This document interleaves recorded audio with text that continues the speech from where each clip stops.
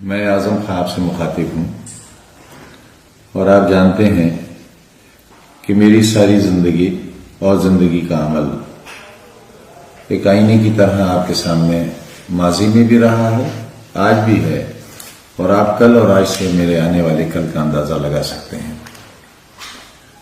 مجھ پر، میرے اپنوں پر، میرے پیاروں پر گزرے ہوئے 4-5 سال میں جو کچھ ہوا ہے وہ کسی سے پوشیدہ نہیں ہے، اور غالباً یہ ایک ایسی افسوسناک تاریخ ہے جس پر آنے والا کل ہندوستان کے اس نظام جمہوری پر ضرور تنقید کرے گا اور کچھ نہ کچھ اپنی رائے پیش کرے گا۔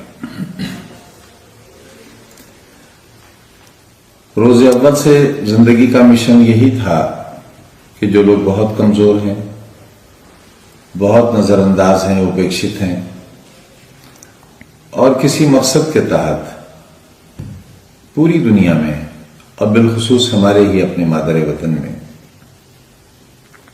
ایک خاص طبقے کو پیچھے رکھنے کے لیے جو منصوبہ بند تحریک ہے، اس کا مقابلہ بھی کسی غیر منصوبہ بند تحریک سے نہیں کیا جا سکتا۔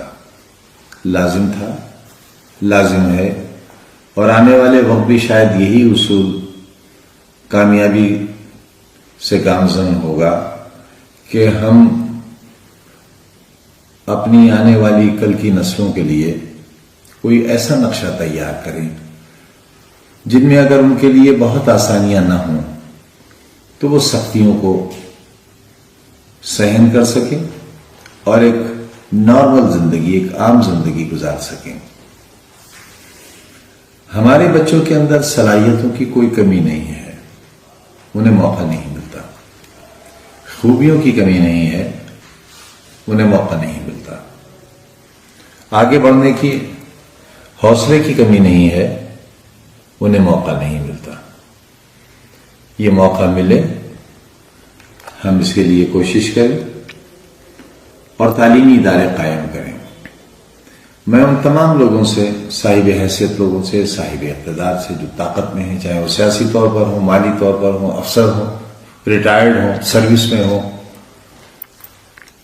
جو جذبہ رکھتے ہیں، لیکن وہ جذبہ جو صرف اپنی حد تک ڈرائنگ روم میں بیٹھ کر اس کو ڈسکس کر لینے کی حد تک، رائے دینے کی حد تک، ایسی رائے سے قوموں کی تقدیر نہیں بنتی۔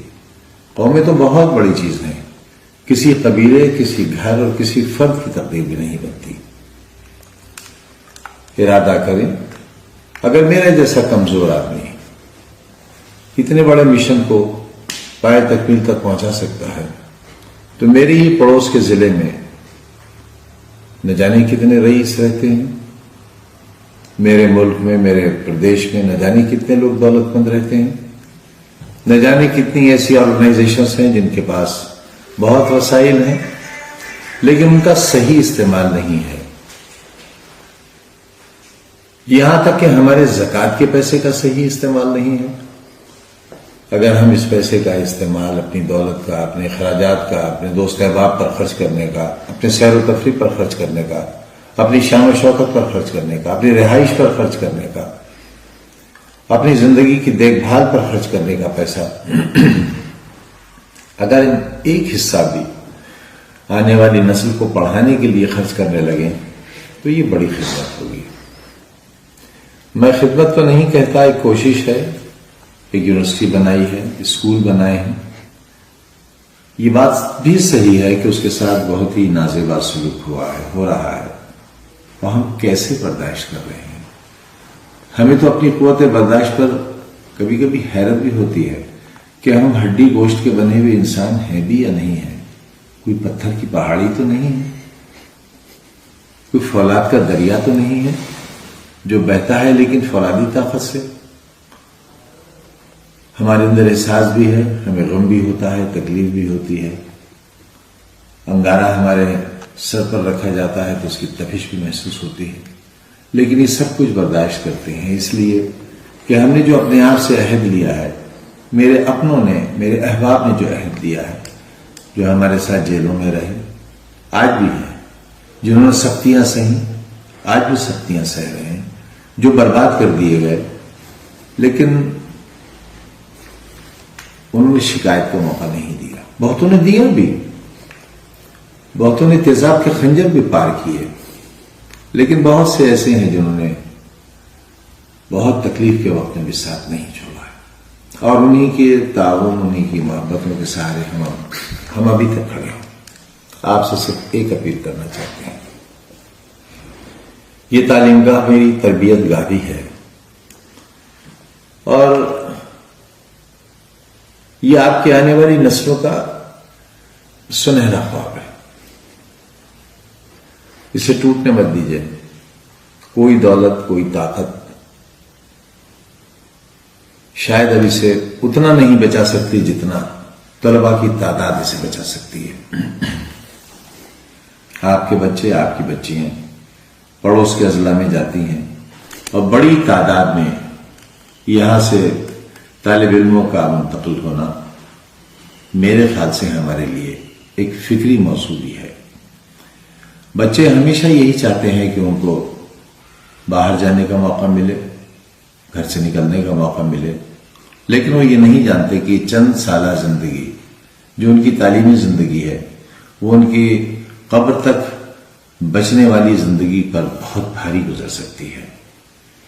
آپ پر ذمہ داری ہے ان کی بہتری اور ان کے کل کے لیے آپ سوچیں. ان اداروں کی جا کر جو ہمارے ضلع کے دائیں اور بائیں بنے ہوئے ہیں ان کا تعلیمی معیار دیکھیں، وہاں کا ماحول دیکھیں، وہاں کی زندگی دیکھیں، وہاں کا اخلاق دیکھیں، وہاں کے جینے اور مرنے کے اور چلنے اور پھرنے کے طریقے دیکھیں. آپ کو اندازہ ہوگا کہ ہم خود اپنے آپ کو جان بوجھ کر جہنم کی آگ میں جھونک رہے ہیں. پھر ایک بار آپ جوہر یونیورسٹی بھی آ کر دیکھیے، یہاں کا ماحول دیکھیے، یہاں کی خوشنما فضاؤں کو دیکھیے، یہاں کے ٹھنڈے ماحول کو دیکھیے، آب و ہوا دیکھیے، یہاں کی ہریالی دیکھیے، آپ عمارتوں کا حسن دیکھیے، یہاں اساتذہ کی محنت دیکھیے، ہمارے طالب علموں کی شرافت اور ان کے پڑھنے اور یہاں رہنے اور جینے کا انداز دیکھیے، آپ ہماری تربیت دیکھیے آپ آ کر یہاں. اور یہ بھی جان لیجئے کہ ہمارے یہاں سے پاس آؤٹ ہونے والے اسٹوڈنٹس بیکار نہیں پھر رہے ہیں. ہم یہاں پلیسمنٹ کا کوئی وعدہ ماضی میں نہیں کرتے رہے ہیں. مستقبل میں کیا ہوگا یہ نہیں جانتے، لیکن ماضی میں نہیں کرتے رہے. اس کے باوجود ہمارے یہاں کے پاس شدہ جج بھی ہیں، اسرو میں بھی ہیں، ودھان سبھاؤں میں جوائنٹ سیکریٹریز کے پدوں پر ہیں، ہندوستان کے باہر اچھی ملازمتوں میں ہیں.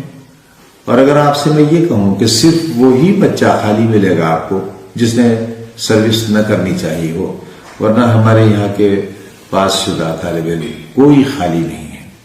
ہمارے یہاں پیرامیڈیکل میں، فارمیسی میں، ایگریکلچر میں ان کا کورس ختم ہونے سے 6 مہینے پہلے اپائنٹمنٹ لیٹر آ جاتے ہیں. معلوم ہے لوگوں کو کہ ہمارے یہاں پڑھائی ہوتی ہے. ہمارے یہاں فیس اٹینڈنس لگانے کے لیے نہیں لی جاتی بلکہ بچوں کو تعلیم دینے کے لیے ہی فیس لی جاتی ہے. آپ ایک بہتر ماحول اور بہتر مستقبل کے لیے، ایک بہتر کل کے لیے اپنے آنے والی نسلوں کا خیال رکھیے، ان کے لیے بہتر فیصلہ کیجیے، اور کم سے کم ایک بار آپ خود یا ان بچوں کو اپنے ساتھ لا کر اس یونیورسٹی کا دورہ کیجیے. ہو سکے تو مجھ سے بھی ملاقات کیجیے. میں یہاں آپ سے ملوں گا، آپ کے سوالات کا جواب دوں گا. آپ ہمارا انجینئرنگ کالج تو دیکھیے، IIT کی ٹکر کے ہمارے انجینئرنگ کالج ہیں. ہماری لیبس دیکھیے آپ، کتنی ماڈرن لیبس ہیں ہماری. شاید ہی قریب کی یونیورسٹیز میں ایسی لیبس ہوں. جو سہولتیں ہمارے یہاں ہیں، ہمارے ہاسٹل کی سہولت، وہاں کے کھانے پینے کی سہولت، وہاں کے کھانے کا اسٹینڈرڈ آپ آ کر دیکھیے، ایک بار کھا کر دیکھیے، فیصلہ کیجیے کیا بہتر ہے. اسی درخواست کے ساتھ یہ ادارہ آپ کا ہے. اگر آپ ہی اس کو نہیں سنبھالیں گے تو شاید اس کی اینٹ اور گارے کی بنیادیں اس کو سنبھالنے میں ناکام رہیں گی. بہت بہت شکریہ.